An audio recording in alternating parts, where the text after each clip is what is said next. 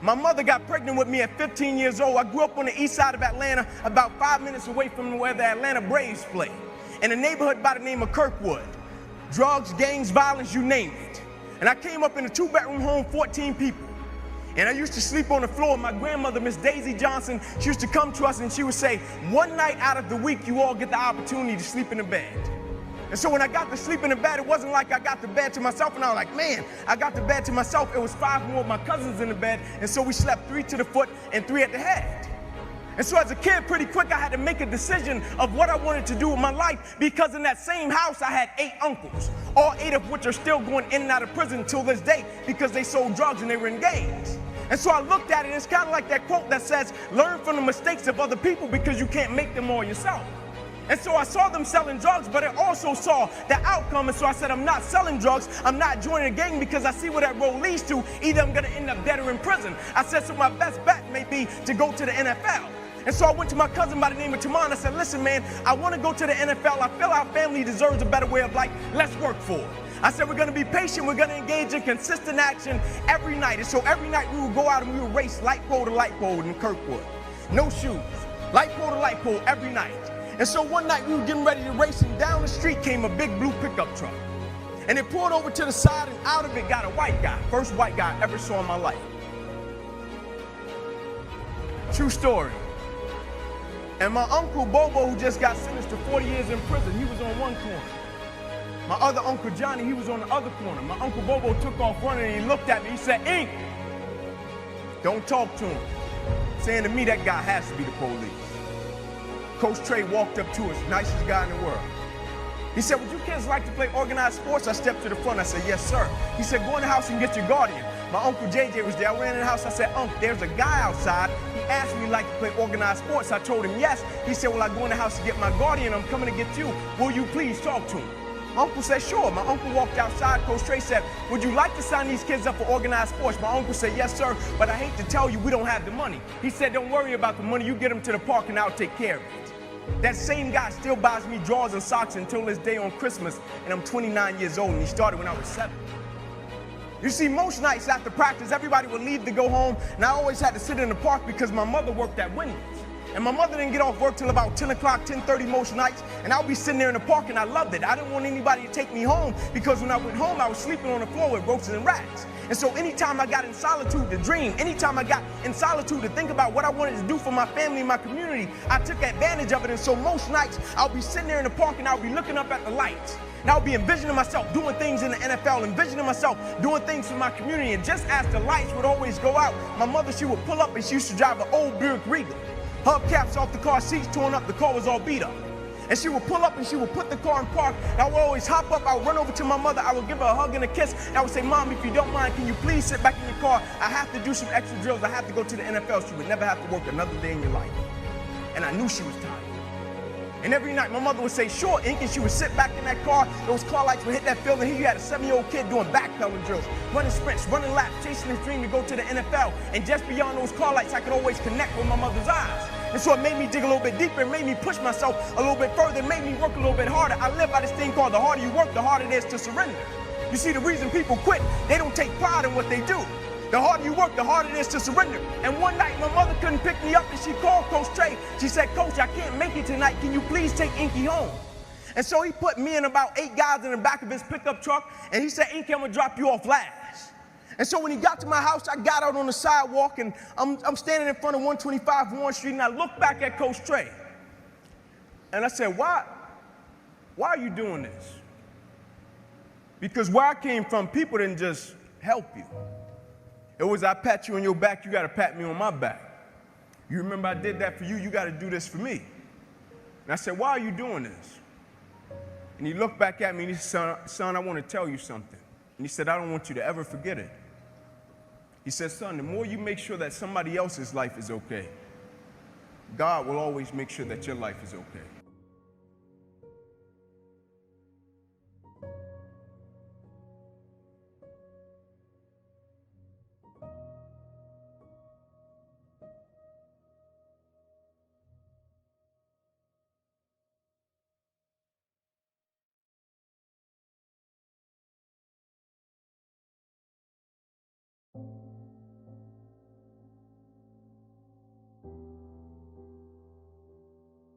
And I will never forget, I got to high school.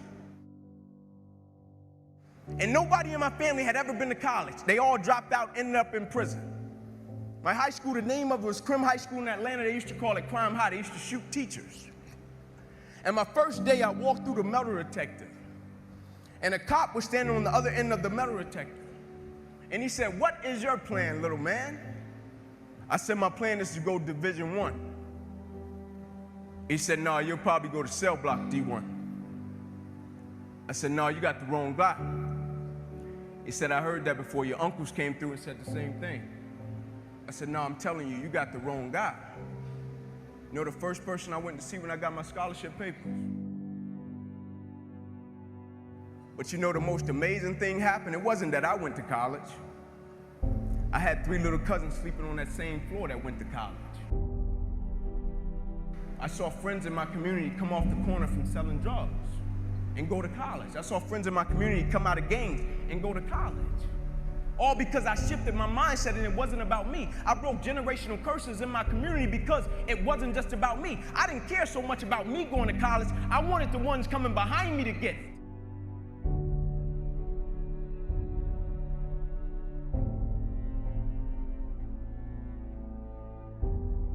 And I got my scholarship up to Tennessee, and they looked at me when I first hit campus, 135-pound kid soaking wet in the SEC. And the first reporter, he asked me, he said, "Inky Johnson, do you even think you're gonna play at the University of Tennessee?" He said, "You're 135 pounds.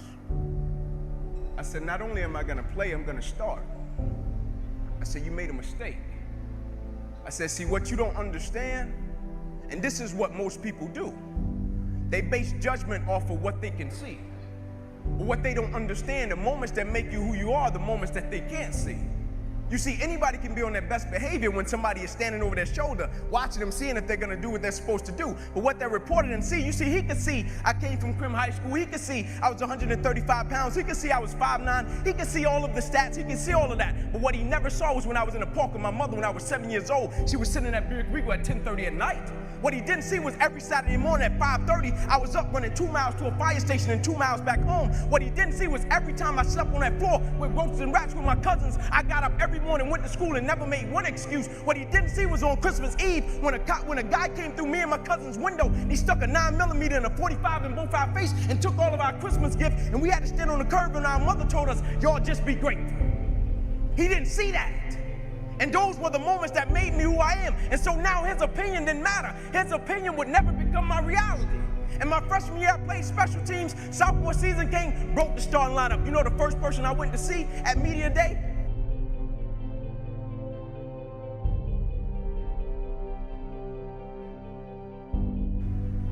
And I'll never forget my sophomore season. I finally made it to the point in my life where I felt as if everything in my life was lining up. Spiritually, I was getting discipled. Life was in shape. On track to graduate in 3 years. Life was in shape. Education.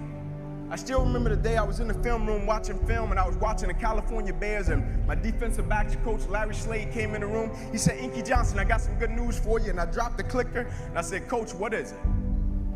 He said, "Son, you're a projected top 30 draft pick." He said, "All you have to do is play these next 10 football games. You're an automatic multimillionaire." I ran out of the room. I got on the phone. I called my mother and my grandmother. I said, "Listen," I said, "after this season, we would never struggle." I said, "We would never miss another meal." I said, "After this season, our lives are about to change forever."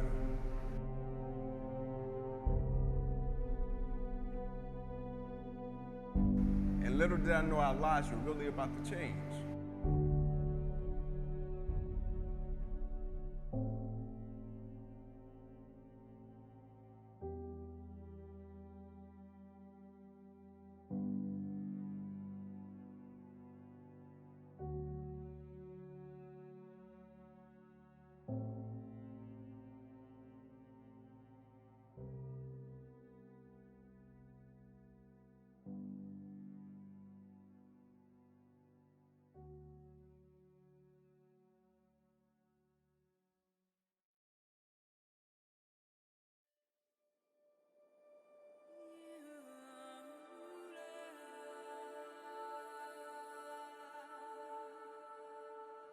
First game we come out, play against California Bears, I get an interception, we shut them down, we get the victory. Second game, we're playing against Air Force. It gets late in the game, found ourselves in a dogfight. Quarterback dropped back. He released the ball to the running back coming down my sideline. And I approach the tackle like I approach any other tackle. And the way I'm approaching it, either I'm going to knock you out or you're going to knock me out. I'm 165 pounds. I can't play with anybody. But at the point of contact, when I hit this guy, something different happened that had never happened to me before in my life. I hit him, and it seemed as if every breath in my body left. My body went completely limp. I fell to the ground. I blacked out. I'll never forget when my eyes opened, my teammates ran over to me. My first guy that was over was Gerard Mayo, the middle linebacker for the Patriots, one of my best friends. And he said, "Ink, get up, let's go." I said, "I can't." He said, "What do you mean you can't? You're out of lockdown corner. We need you. Let's go." I said, "I can't move." I said, "There's a shock going through my whole body. I can't feel anything, man."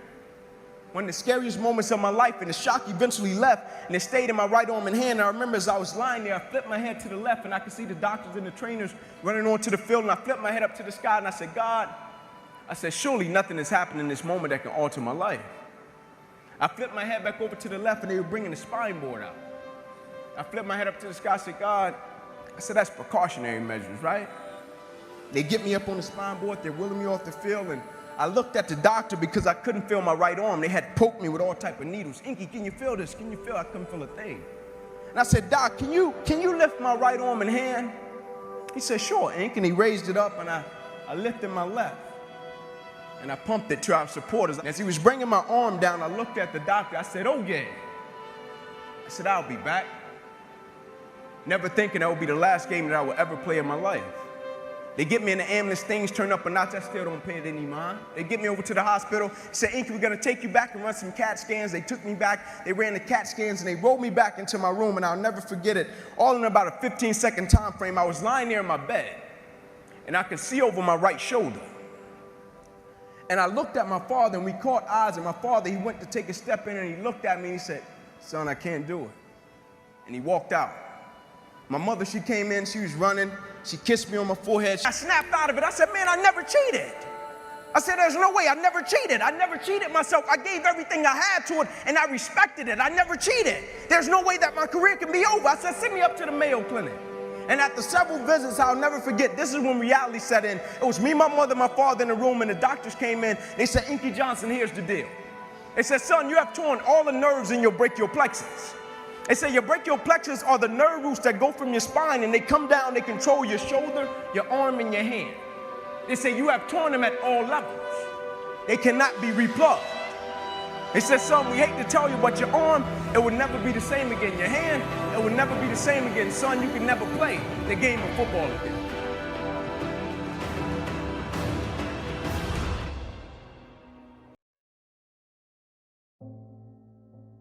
I live by this thing called empty the bucket.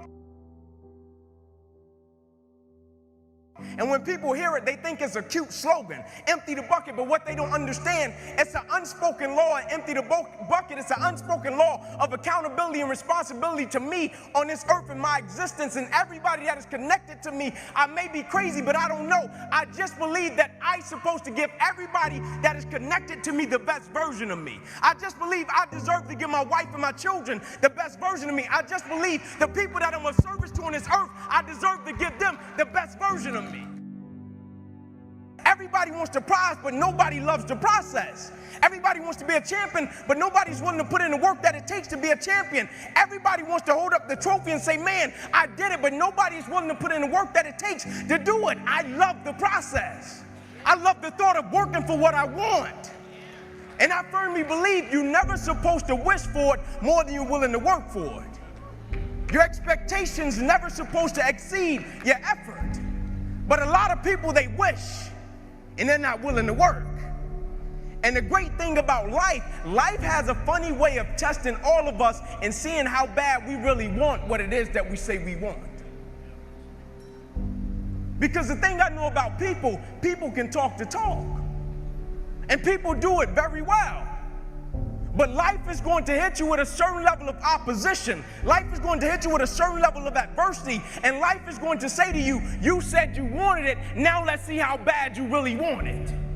But the great thing about it, if you love the process, when opposition and adversity hits, you will have a way of embracing it and using it, not only for yourself, but you will use it to make everybody that's connected to you stronger, because your vision has to be larger than yourself. If everything that you do is just about you and for your personal gain, something's going to come up against you that's going to be a lot tougher than you. And if it's just about you, the moment you hit it, you're going to quit and give up every time.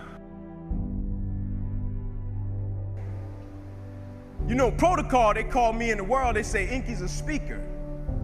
Inky's a motivational, whatever the case may be, Inky, whatever it is. But what they don't understand, I'm in the people's business. Not a speaker, I'm a servant.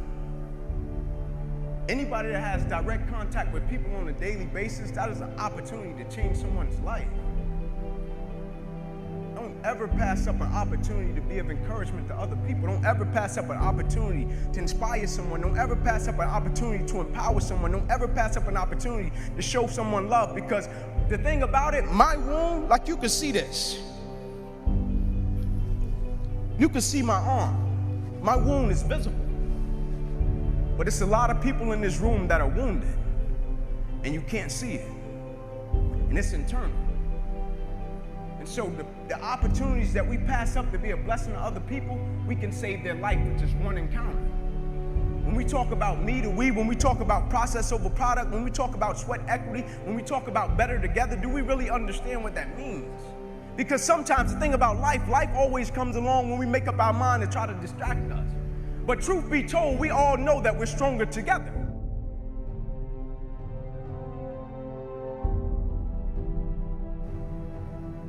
I had been working my whole life. And what I didn't understand, by being determined to chase something, by being committed to it, and what commitment is staying true to what you said you were going to do long after the mood that you have set it in has left. You see, people think commitment is saying, yes, I'll do it on the days when it feels good. But I have been committed to everything that I ever started in my life, and I never stopped and I never quit it. And so by being committed to everything that I started, I finished it. It built a certain type of spirit. It built a certain type of mentality. It built a certain type of individual. And so now I couldn't quit even if I wanted to. I couldn't lay in the bed even if I wanted to. I couldn't stop even if I wanted to. I had too much sweat equity in my life and everything that I was doing. Because I understood my existence wasn't about me. I went from me to we a long time ago. I understood the process is more important than the product. It wasn't about the outcome for me. Whether I made it to the NFL or not, that was inconsequential in God's plan for my life. But I was going to fall in love with that process, because I understood by falling in love with that process, it was going to turn me into a machine.